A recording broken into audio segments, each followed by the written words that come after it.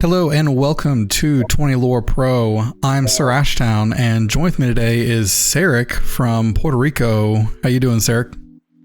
I'm doing great. I just got out of a tropical storm, but here we are, ready to do this interview. Appreciate it. For those of us who don't know you, for us at 20 Lore Pro, we've seen Cerek, all the way back in like set 1, back at PPG Houston, when we were playing before there were Disney Lorcana challenges, and PPG were just hosting these random 2K, 5K tournaments of Lorcana. We've run into Cerek at several of these tournaments, but for those at home who don't know you, could you tell us a little bit about yourself and your trading card game history? My real name is Daniel Vicens, and I'm currently known as Cerek in the Disney Lorcana TCG community. As SirAshtown said, I've been in the Lorcana TCG since the beginning of Lorcana, basically. I've been in the 20 Lore Pro Discord since they were called the Masters of Lorcana back in the day. It's rained a while for that, yeah. An OG. Yep, an OG. My previous TCG experience, I've been back and forth playing Yu-Gi-Oh! Casually, Cardfight Vanguard. I played Force of Will during my college years, and I took a break from TCGs until 2023 that I started playing Lorcana, and I've traveled to every single DLC that there's been. I got top 64 on Atlanta, top 128 in Chicago, even though it didn't give the Let It Go promo. And I've just loved the TCG community. I've loved this community. I'm here to stay for the long haul. Wow, so you kind of took a break there for a minute and then got back in because of Lorcana. What was it that kind of drew you to this game specifically? Was it kind of like you were saying, the fact that you do your turn, then your opponent does theirs? Yes, that's pretty much it, and it was the similarities it had to Hearthstone. Like, it reminded me of Hearthstone in a certain way. I love the artwork of the cards. Who doesn't love Disney, right? Yeah. Who doesn't love it? That's the thing, is that like Disney, you don't have to know the card game to love the cards themselves. So many of these like characters brought to life in a new way is just so cool to see. And it's so easy to get into. We're only on set 5, and still a new player could catch on pretty quick and possibly be a top contender in future challenges. So I like the simplicity of it. That's something about Disney Lorcana that I've noticed, is that out of all the TCGs that I've played in the past, whether it be like Pokemon or Digimon, Magic, there are so many, not only new players to Lorcana because it's a new game, but first-time TCG players, and that is really cool to see. I'm loving to see just the new play groups that start up because of it. Yeah, a lot of new people have joined, and it's their first TCG, like first competitive TCG, and it's awesome. It's awesome. The more the merrier, right? I'm glad that we're seeing kids. I'm glad that we're seeing families come and play. It's really cool just to see the change of community. Into set 5, what's been one of your favorite cards from Shimmering Skies? One of my favorite cards from Shimmering Skies would be the Clarabelle Light on Her Hooves. Boy, is that card strong. She has one of the best catch-up mechanics in the game. Like, you can flood your board, go to 0 cards, and then just gain back all of those cards you just spent playing, because she depends on what hand size your opponent has. So if you have 0 cards and your opponent has 5 cards, guess what? At the end of your turn, you're getting 5 cards back. So what can't you love about that card? And it's a 5/6. It dodges a lot of removal. It dodges Medusa, dodges Sisu, dodges everything.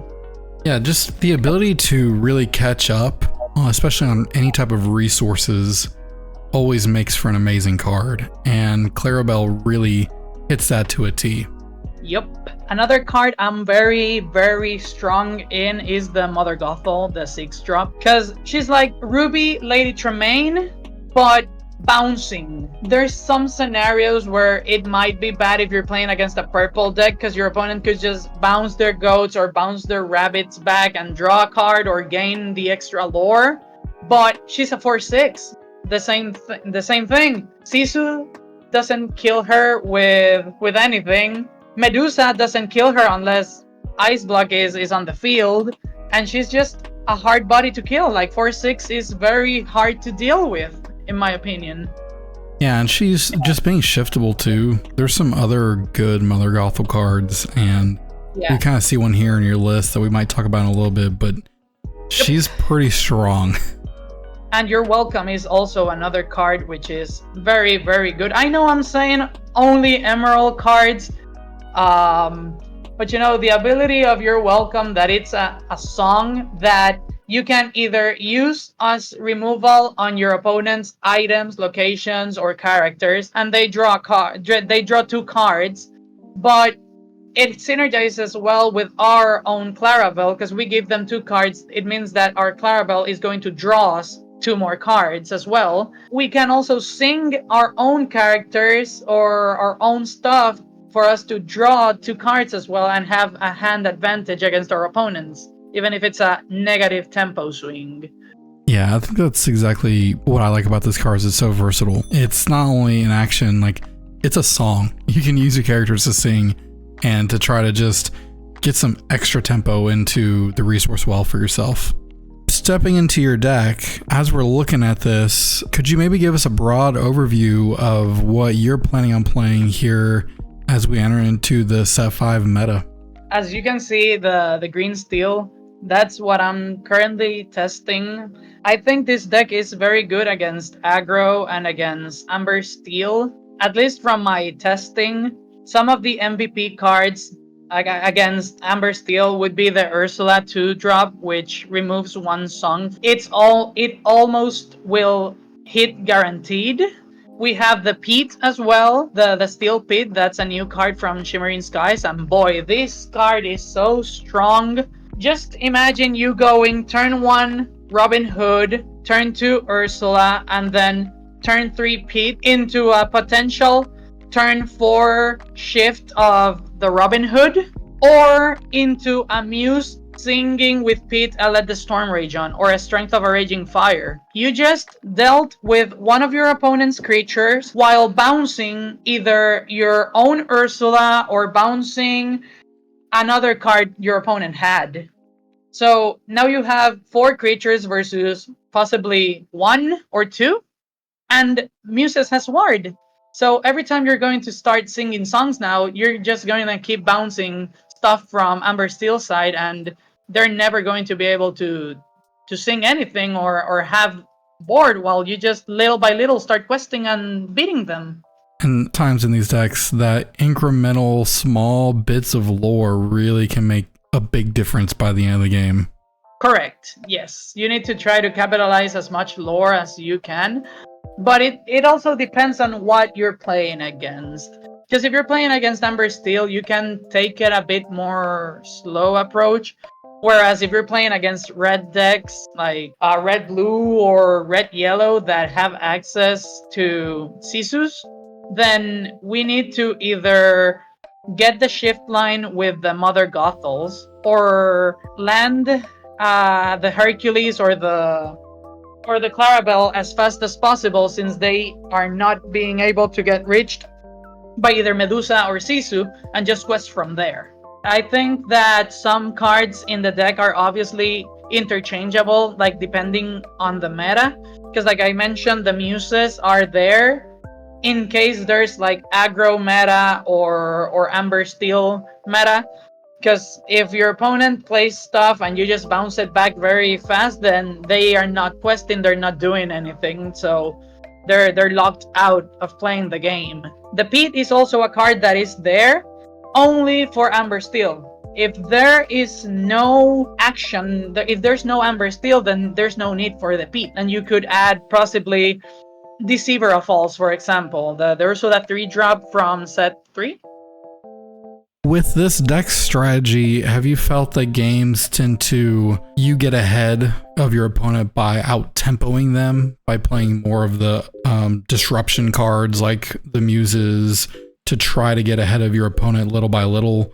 That's a good question. I feel like I gain an advantage by just slapping cards like the Muse or Pete and preventing my opponent from doing anything and just like go from there. Like the moment Muses is on the board and your opponent has multiple 1-drops or 2-drops that have 2 attack or less, I can just start Strength of a Raging Fire, let the Storm Rage on, and killing, basically taking out 2 units per turn while developing my own board. And I have 6 creatures and they have 1. And I just keep questing out until they have nothing.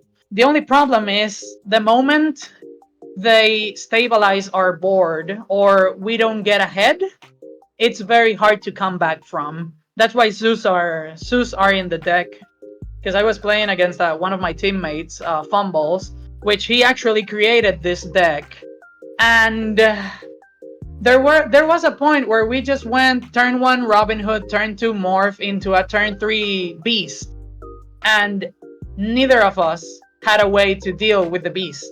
So yeah, we decided to add the Zeus just because of those types of scenarios to break the mirror. I decided to add the Hercules just for the mirror, because Hercules never dies against anything unless a huge Strength of a Raging Fire is casted or a Zeus, and he can just quest for free and trades well with the Clarabelle.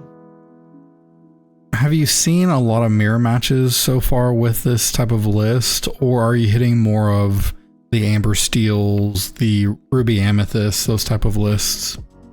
Amber Steel, Amber Amethyst lists are what I'm currently seeing. But if Amber Steel keeps getting popular, then possibly you're going to be seeing a rise in Red Blue. And Red Blue, I think, is favored into this deck, but I would need to keep testing it, because there's some cards that definitely don't fit into a Red Blue meta.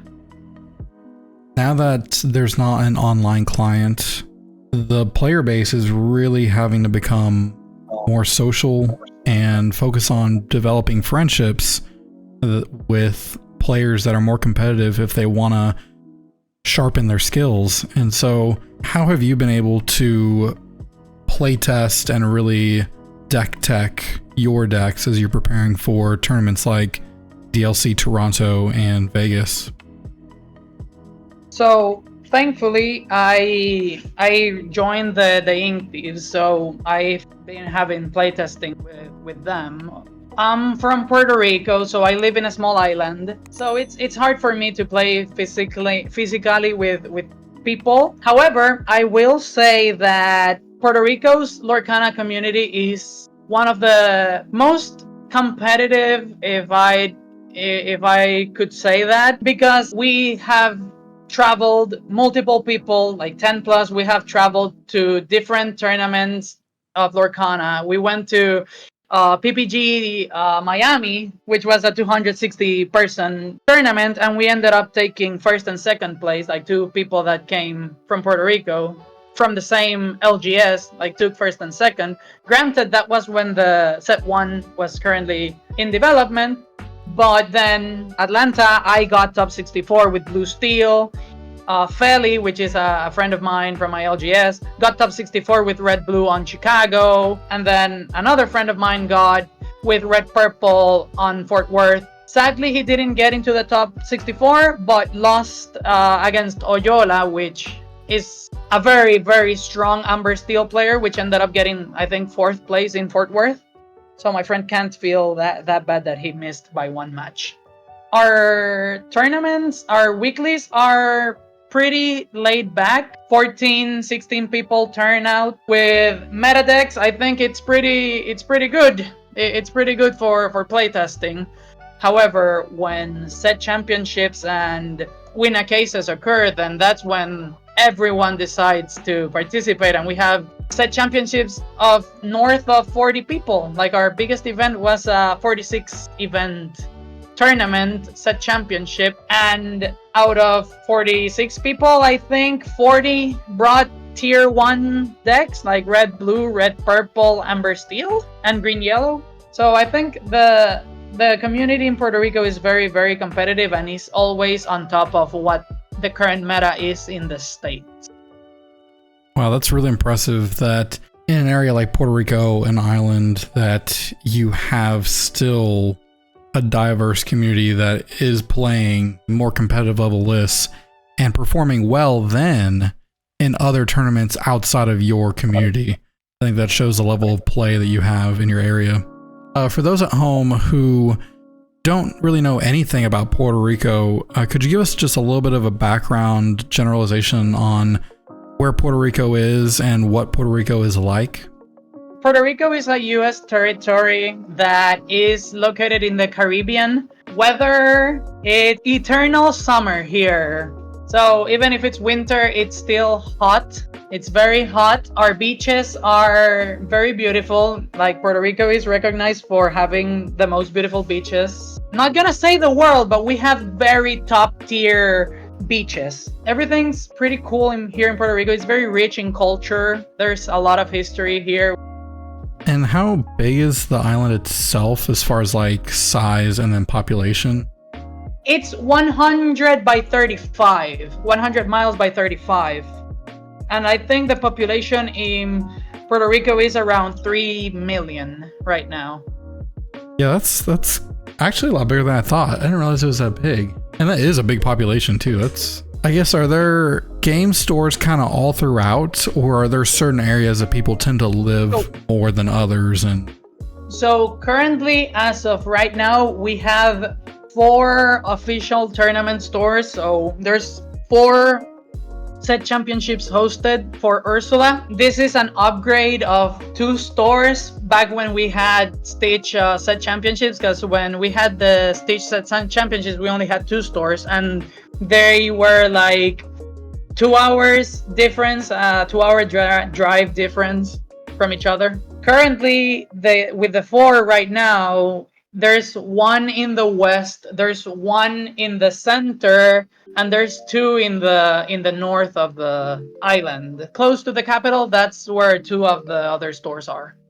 Because the more stores that get set championships, the more chances I get to get my promos. That's awesome. Well, Cerek, we're cheering for you over here at 20 Lore Pro. Talking about practicing and getting ready for Vegas, how has it been like joining alongside Ink Thieves? It's amazing. Like, I didn't expect it to have the members it has, and it has some pretty solid members that I think will help me grow and try different builds and, just make me a better player in Lorcana. That's great. And can we be expecting in the future to see some content from you alongside Ink Thieves?